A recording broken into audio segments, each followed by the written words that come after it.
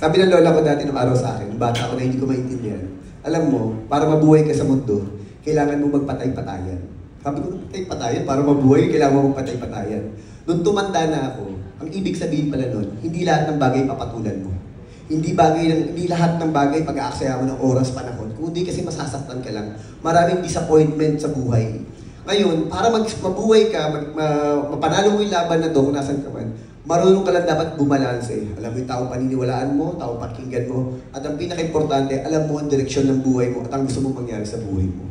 Yun lang siguro po yung pinakano. Kaya ngayon, sabi ko nga, sa panibagong career na pinasok ko, bukod sa pagiging artista at ngayon nagpuproduce ako, sabi ko nga ngayon, basta ang alam ko nakapokus lang ako sa trabaho ko.